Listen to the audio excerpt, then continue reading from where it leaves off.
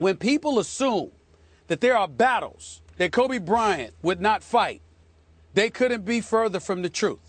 This is a highly intelligent young man, not just because he speaks 3 different languages fluently, not just because he's a businessman who also happens to be an elite athlete, but he understands how to fight certain battles. Perfect example is the collective bargaining negotiations.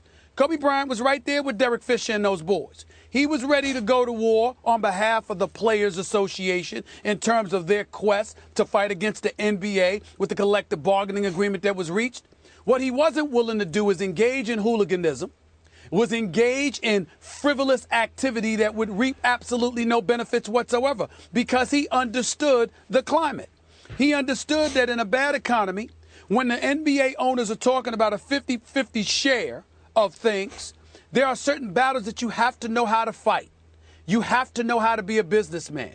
You have to know when to pick your battles. You also have to acknowledge and recognize when battles are there to be won and when battles are there to be lost.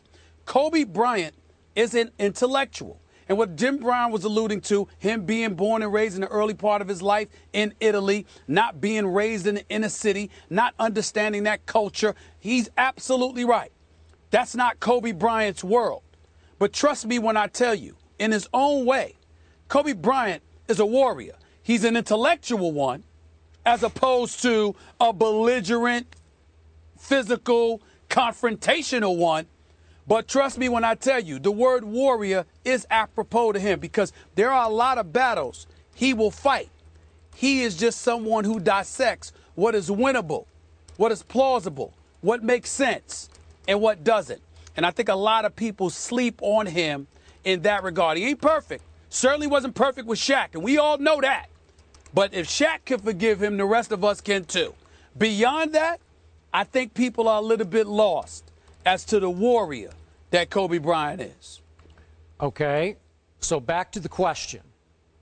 If we could turn back the clock, as Jim Brown was doing, to 1967, and we could place Kobe at a superstar level in 1967, and Jim Brown called Kobe and said, would you come to Cleveland and participate in supporting Muhammad Ali's stance against the war in Vietnam, against being drafted?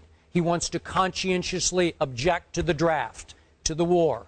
Do you think Kobe would have gone the way we can see in the picture? Can we see the picture now? That was Mount Rushmore, with Ali in the middle, then Cassius Clay, obviously, Jim Brown to his left, Kareem, then Lou Alcindor, obviously, and the great Bill Russell. Mount Rushmore was there, those 3 especially, and several other NFL players standing behind them. Would Kobe have gone? Because Jim says Kobe, we wouldn't have even called Kobe. Would Kobe have gone to support this?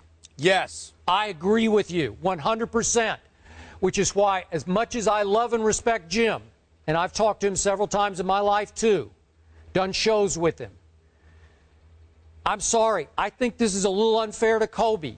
And Jim went on, we didn't see the rest of the Arsenio clip, but Jim went on to say that because Kobe grew up in Italy, in another country, which was partially true. He spent his high school was obviously outside Philadelphia. First 8 years was in Italy. Yeah. He was in Lower Merion, playing in Philadelphia, right here. But, I'm not sure that applies. I don't know. I just, again, if we could do the hypothetical, we obviously don't have a draft to dodge today, but if we had a similar issue today, we've had superstar athletes who obviously were a little more protective of their brands. They wanted to stay out of any social commentary. Right. I'll throw Michael Jordan in there. I will throw Tiger Woods in there.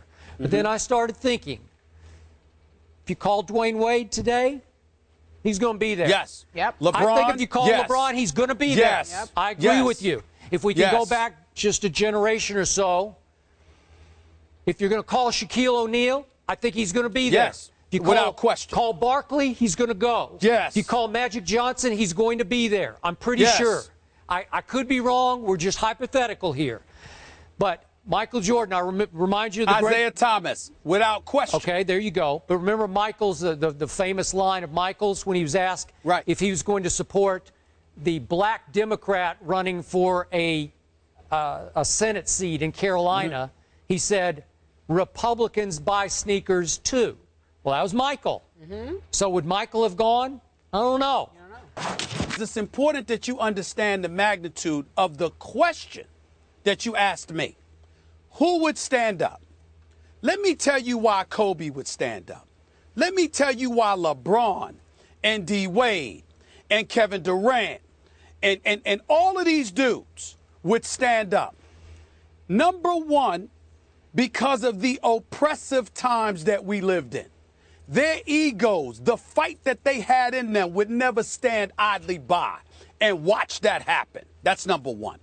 Number two, like you said, Skip, and this is what I think Jim Brown is missing here, the Mount Rushmore of individuals. See, where guys have a problem is when you're asking them to stand front and center and be on an island for themselves. Because then when they do that, and the fallout is imminent, because we know there's going to be a fallout, Skip, what transpires is that you have to trust that others will back you and cushion the blows for you that you're inevitably scheduled to take. And they don't have faith in that. But Jim Brown, with Bill Russell, with Muhammad Ali and Lou Alcindor and all of these boys who were there, it wasn't just that they were the Mount Rushmore. They stood up and said to us collectively as a body, it doesn't matter. Because if you oppress a nation of people, we can't sit idly by and go home and look at what we have and say that's enough. So what they were saying is we stand together. And as a result, it empowers a nation of our people. Kobe Bryant would never say no to that.